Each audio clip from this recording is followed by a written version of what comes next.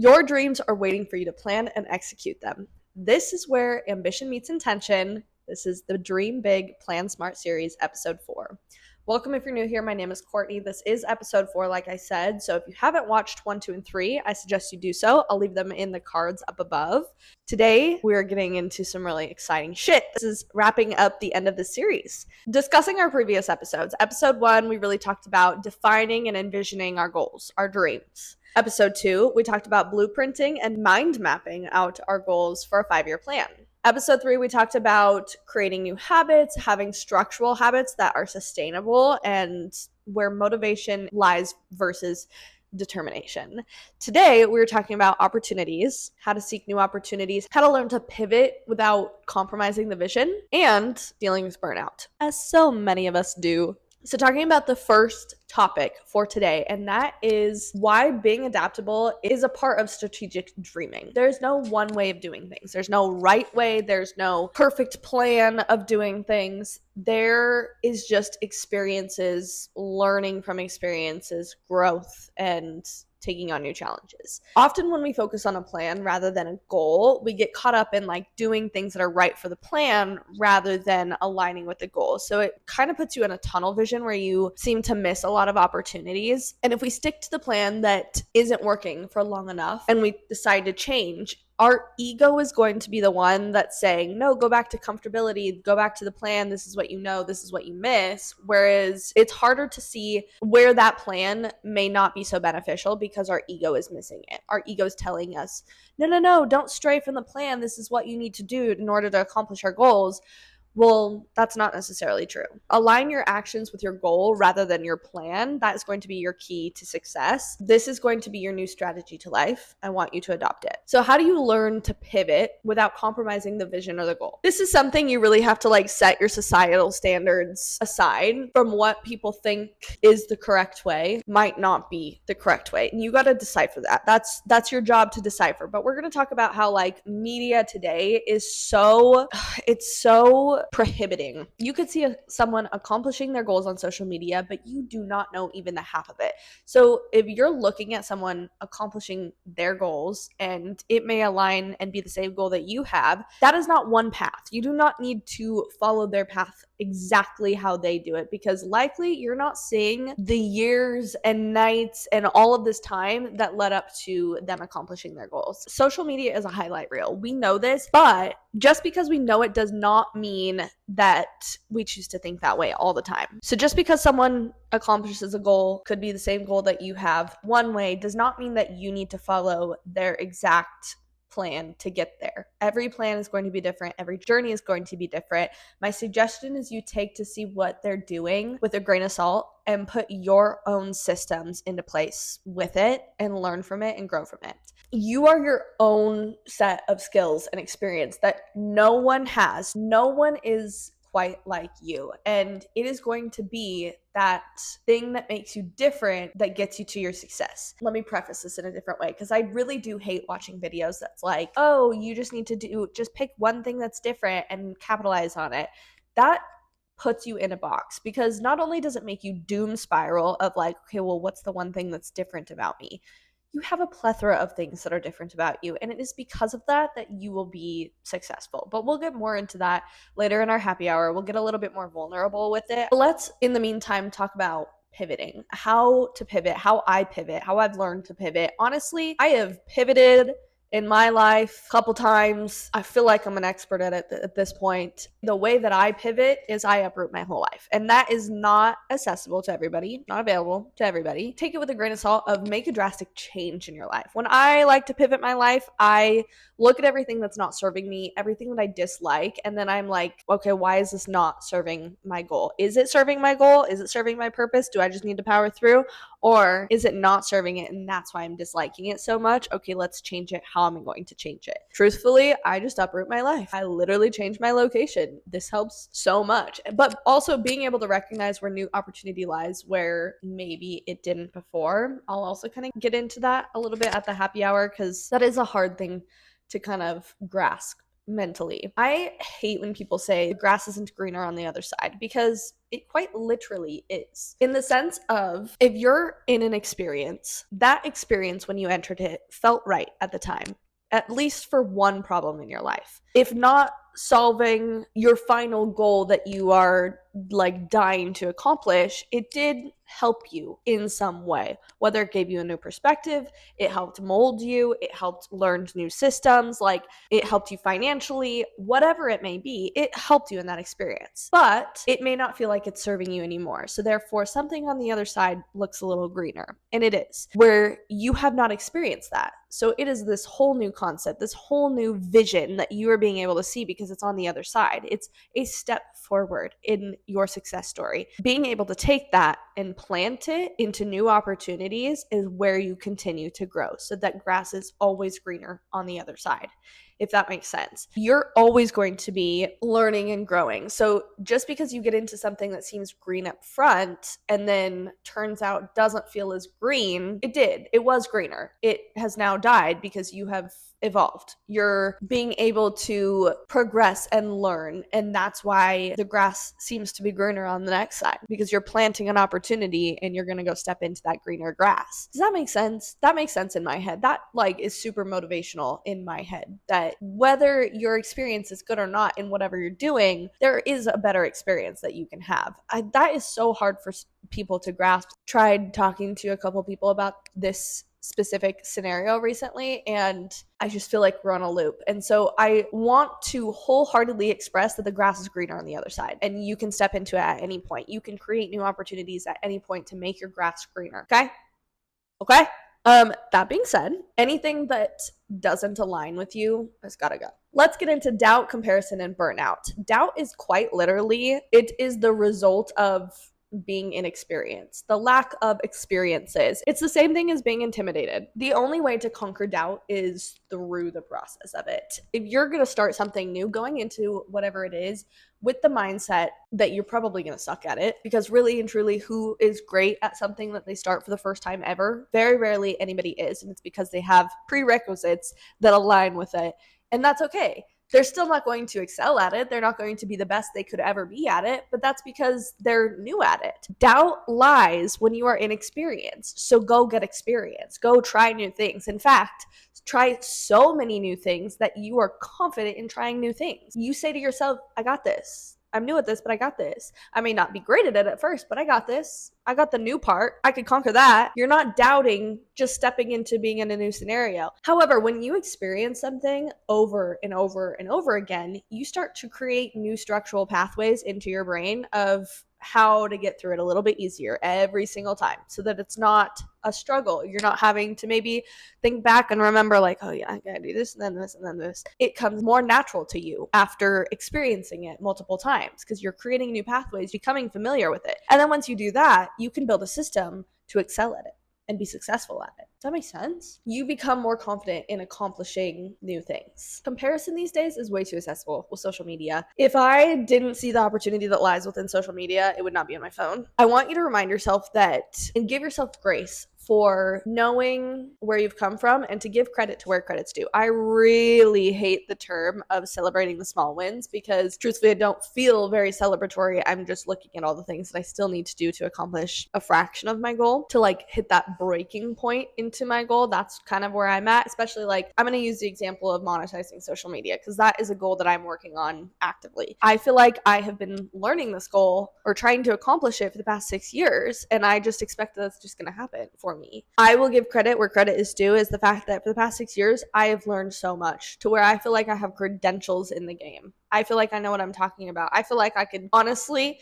teach a seminar on the matter because of what I have learned. I might not have executed it properly and gotten to that goal quite yet, or monetized it to where I have something to like show for it, but I will give credit to where credit is due. I think that is really important into stepping stones into your goals, to just recognize like there is growth happening. You're not just being stagnant, whether it feels like it or not. There is some type of growth happening. So remind yourself that, and understand that everyone feels behind. It's not just you that feels behind. I feel behind. I feel like there's a million and one things that I could be doing to put myself ahead, but I can't do them all at once.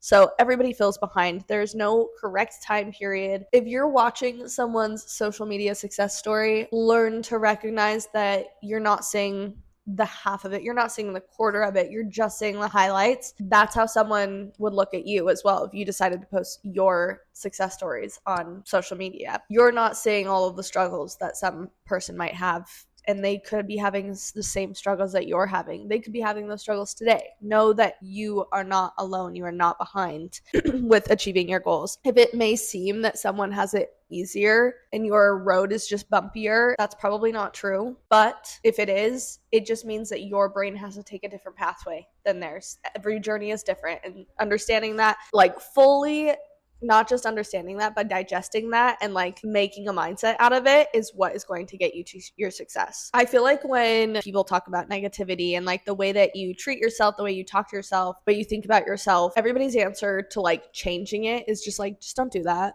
Just don't do it. Don't say those things to yourself. Like, that's not very nice. Like, you wouldn't treat someone else like that. Like, just don't do it. When all you have had experience is doing it, and that's a really hard habit to break. You need actual information. I'm here to give it to you. You have to train your brain into creating new pathways when being triggered. And I'm going to give you an example. There's probably a billion out there. I'm going to tell you what I would do and do on a regular basis when I'm comparing myself, doubting myself, feeling insecure, is that I take that feeling, okay, I'm feeling that way because something's triggering me. Why am I feeling that way? Ask yourself, why are you feeling doubtful or insecure or less than or undervalued? Why are you feeling that way? Is it from inexperience? Ask and answer that question. And then think about like, well, how can I change that? What change would I need to make in order to feel more confident in this, to not doubt myself, to feel less insecure, like I've got this? Create a plan and execute it. I recommend writing this in your notes or in your journal somewhere, what you would change to make yourself feel more confident. Why you had that thought? Why are you feeling doubtful or insecure? What would you change to make it not feel like that? Write that down in a notes app or a journal. And then from there, ask yourself, well, how would I be really great at this actually? Train yourself to take that negative thought and turn it into a positive one. Turn it into a positive action. It's not just your thought processes, is your actions that accompany it. And if you do this time and time again, you're going to see that it's way easier to just be like looking at someone's goal or them accomplishing a goal. And instead of being like, fuck, I'm behind, I wish I would be where they're at, I wish I had that, take it and be like, you know what, I would be really good at that. And I could do that in this way. It will be so much easier if you practice changing those neural pathways. That's literally what it is. You have a habit of talking negative to yourself. You need to change that habit. The best way to do that is to essentially work through the process. And then it'll just come natural to you of like, well, more natural. There's always going to be some level of self-doubt or insecurities. Everybody has it. That's what makes you human. It'll be a lot easier to take the healthier, positive pathway after doing it time and time again. You literally just have to train your brain. It's an exercise for your brain. Think about a bicep curl. You couldn't just walk into the gym and lift 100 pounds easily, 10 reps. And if you can, damn, I'm impressed. I cannot. Higher your fucking weight at that point. I would not be able to go walk into the gym and do 10 curls right off the bat because my muscles don't know how to do that. They're not big enough for that. They're not strong enough for that. I don't eat enough protein for that. I got to work myself up there. You know what I'm saying? So maybe I'll start with the 30 pounds and I'll do 10 curls there. And then the next time I do it, I bump it up to 35. And then I keep doing that until I can just walk into the gym and hit 10 curls on 100 pounds. Does that make sense? Where if I put it in a physical example, it's the same as your mental. You still have to work out your physical muscles just as much as you do your brain. Moving into burnout. This is so common for all of us, especially the ones that don't feel fulfilled in their daily life, so they're doing something extra to change their entire life. That can feel so overwhelming. What I will say on this is rotting out or recovery or resting is productive. That's your first mindset that you gotta get, is that rest is productive when done properly. Rotting out day after day, not going to help you. It's actually going to make your burnout significantly worse. And for this, I have a couple thought processes. Give yourself a recovery day, let yourself relax, let yourself reset, kind of turn off your brain, give it some ease, give yourself a break from whatever you're normally tackling. But the next day, instead of burning out and rotting all day, you're going to take your recovery option. You're going to take a movement option. Taking this movement option is going to bring serotonin to your brain. There's like a whole science backing it. But all you need to know is that you have to hate the rot so much that it makes you get up and be productive. I feel like I have so much in my brain and it's really hard for me to like get it out in the process that I want you to understand it at. So first and foremost, recovery is so essential. Rest is so essential for your productivity, for your success. You must take rest days. That's a non-negotiable here.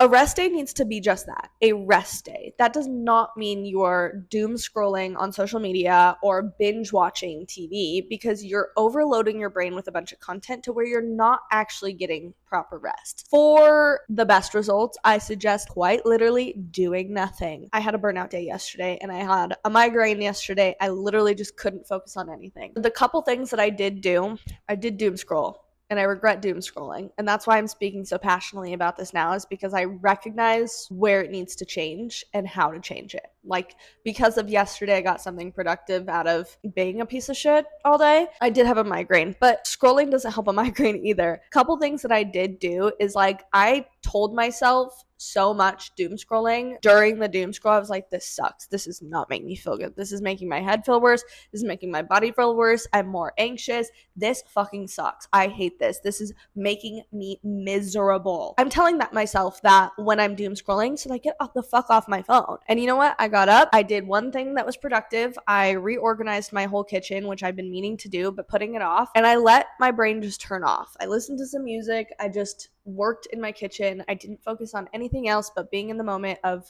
organizing my kitchen for its efficiency. And because I could turn off the content, I was able to just be with myself and heal, and that helped so much. So when you feel like you're doom scrolling or you're stuck in that pattern, literally tell yourself that you hate it so much. Remind yourself how anxious it's feeling in the moment, because that is what it is doing. You just have to recognize it and hate it so much that you change. Secondly is to take a movement option or a relax option. So relax in the sense of lay on your fucking floor and do absolutely nothing. Don't have anything playing. Literally just lay on your floor and be with yourself. You might feel kind of uncomfortable. Your brain is probably going to wander. You might fall into a nap. I've done this several times and I just end up falling into a nap, which feels great. Or you could take a movement option. If you feel like you need to get outside, go take a walk, go for some yoga, do something, stretch, literally do a little bit of movement. It's going to help your brain kind of like reset.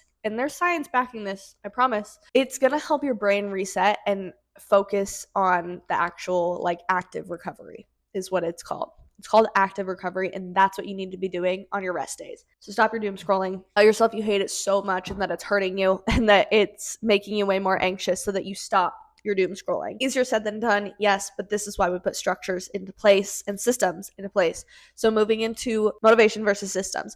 We kind of touched on this in our last video, talking about how motivation is a feeling and determination and discipline is a lifestyle. How you build that lifestyle is a network of systems. And that's different for everybody. And basically you just need a system in place for when all motivation fails, you have something to default on. You have like infrastructure or foundation to just default on. You don't even have to think about it. Your body just goes into doing it because it's a system you put in place. Different for everybody, not an overnight process. So don't think it is. You're not going to try and do this overnight. I mean, I like watching those videos that are like, oh, this night routine is going to help you be so productive the next day. And let me be very clear, I used to be making those until I learned that everybody's night routine is different. And honestly, watching those make me feel so anxious about all the things that I should be doing that A, I can't afford, and B, I just simply do not have the time to do so. You have to create your own systems in place, and that is through trial and error. What I suggest on how to start building your system is establish your essentials and your non-negotiables. Find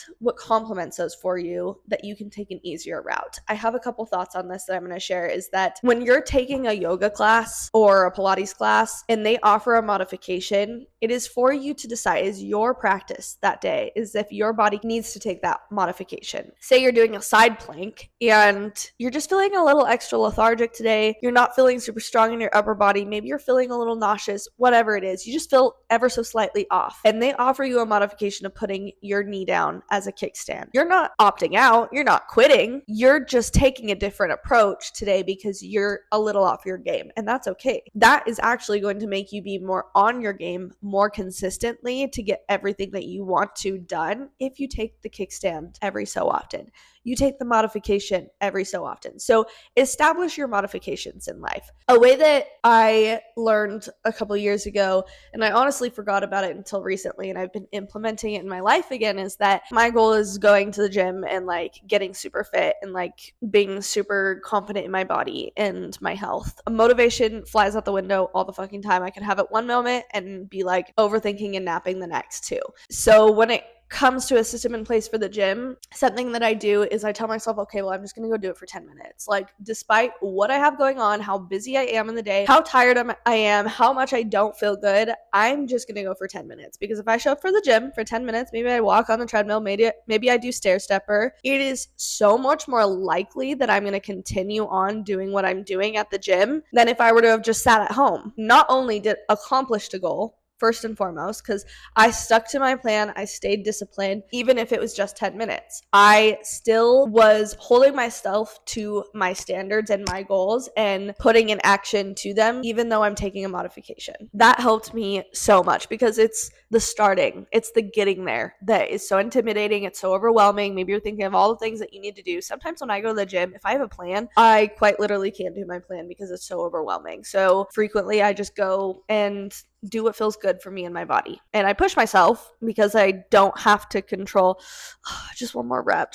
Like, I do it in the moment, but if I'm looking at something that's requiring me to do it for some reason, I back out. It just doesn't help me, and that could just be a me thing. Getting yourself up to do it for 10 minutes. If you're trying to work towards your goals and you're feeling overwhelmed, just start for 10 minutes. Set a 10-minute timer and just start, because more than likely you're going to find a flow that leads you into the next flow, and you're going to be working on it for longer than 10 minutes. But if you don't, and you need to take that modification today, you still showed up for yourself, and you can tell yourself that. Your dreams evolve with you and your experiences. You're always going to be learning new experiences that help you grow with your dreams. So just because you have a plan and action for a big goal or a vision doesn't mean it's always going to work. Because you grow, you learn new things. So when you had set that plan, you're a different person than when you start experiencing and learning new things within that plan. And knowing and understanding that just because one plan doesn't work out, it doesn't mean that you're not meant for that dream or that you're not going to accomplish it. You've just learned what you needed to out of the part of that plan to pivot and experience new that aligns with your bigger goal. Remind yourself that if it doesn't feel right or you're feeling stuck, that is your time to pivot. That is your time to take a step back and understand what's not working and how are we going to create a solution for that. That's kind of it on all of the education today. This was episode 404. I do want to get into happy hour notes, and those are pertaining to some previous topics that we just talked about. So if you want to stay for those, I would greatly appreciate getting to know you and for you getting to know me. Otherwise, thanks so much for watching this video. Okay, let's get into happy hour. Grab your beverage. You know, I've got my coffee, of course. I want to touch on the topic of your ego missing a path. I moved to LA when I was 20 for being in the entertainment industry. And while I haven't quite conquered that dream of mine and I have moved back to my hometown, that does not mean that A, that was a wash, B, that I didn't make it, or C, that I shouldn't be in LA doing all of the things that I need to be doing. Because I recognize that there's more opportunity here right now to propel me forward in other ways and in the entertainment industry anyways. My ego, however, misses LA, and I notice it frequently, and I have to tell myself, let myself have a moment of fuck, I really miss LA, because I do, and I love LA. But in reality, LA's kind of dying. Where I was living, I was by the beach, which was good. I loved over there, but it really wasn't offering me all that much. I mean, the beach is not a great beach, so I'm not going to go in the water, whereas that's why I would want to go to a beach. If I'm in Hawaii, I'm in the water. I wouldn't really want to go swimming in Venice Beach, you know? And so I have to remind myself that it's my ego that's telling me, no, you should be there doing all of these things. It's not the reality of it. It's not the logical side of it. Logically, there are a lot more opportunities that I can step into right now here. And if I was there, I just felt stuck. And that is a very hard mindset to overcome. So I just wanted to kind of put that out there. Your ego is going to override your logic sometimes. And then going back into what makes you different is going to be the underlying factor of your success story. Let's talk about video like monetization for a second, and like monetizing your content, because that's the field that I'm experienced in. And so many videos are like, oh, you just have to do one thing different, or like you have to pick one thing and one thing that you're good at and like capitalize on it and create a bunch of content on it, and that one thing is going to make you famous and blah blah blah blah. And it's not one thing. It is the way that you show up for yourself. It is the mindset that you have. It is the creativity behind your mindset. It is so much more than just one thing. It is who you are on why you are going to be successful. It's just so frustrating listening to those things because they really do put you in a hole. So I'm here to remind you that your creativity and your mindset, regardless if you feel like you are creative or not, you are. You're constantly creating. It may not be in an artsy like fashion or a musical fashion or whatever. Like might not be in the arts, but if you have a business mindset and you know how to create a business plan, boom, you're creating. That's what you're doing. You can create in a way that I don't know how to create because I've never learned that. I've never experienced that. Understand that the way you show up for yourself and the way your creative pathways think, that's what's going to make you successful. It's not talk about one thing that you're super knowledgeable about. No, you are knowledgeable about so much, and use all of those things to combine together, create a really great foundation to lie upon, if that makes sense. It really irks me when people say to monetize the one thing that you know a lot about. And I'm like, I know a lot about so much. And it's because I know a lot about so much that I can use them together in order to make good content and eventually monetize that. I'd have no doubt that I'm not going to do that. It took me a really long time to learn that, and my best advice to getting to that point is to sit with your creativity. Sit alone with yourself and understand it and explore it. Take it to the impossible, learn a plan for it, and conquer it. I'm going to move on. On that note, I am transitioning into a lot of like new and fun and exciting endeavors, and like that are going to be really beneficial to me in this world and in this life. One thing that I do not want to compromise is my social media, and I've told myself that from day one. Easier said than done. I literally am like terrified of like stepping into this new position and like lacking on all the things that matter most to me, and it's going to take a lot of like just so much work outside of other work for me to succeed. But I'm not afraid of it. I mean, I am afraid of it, but like I'm not going to do it. It's just not something I'm willing to negotiate with myself upon. That being said, I think that I am going to take the next like week and a half, because this is episode 4 of this series. I think I'm going to take the next like week and a half to kind of create like a content overload. I saw someone else do this like 500 pieces of content in 30 days, and I think I'm going to take myself upon that challenge, and that way I can like take a week and a half to plan everything, execute everything, edit and schedule everything. And that way for those next 30 days, I can kind of focus on something else, just so that like there's so many things that I want to do that I just don't have the time if I'm always doing this, especially if I'm going to be taking on a new job. So I want to create a podcast, and I think that I need to set aside specific time doing that and finishing my group fitness without content and always having to focus on it getting in the way. So I think that I'll be working on that for the next like week and a half, just creating everything. I'll probably still post on my social medias. It just won't be as like intentional as it will be coming in. And that way I can kind of just like overload the system with my niche and kind of niche down on wellness for creators. As throughout this series, you've probably noticed that I want to be a group fitness owner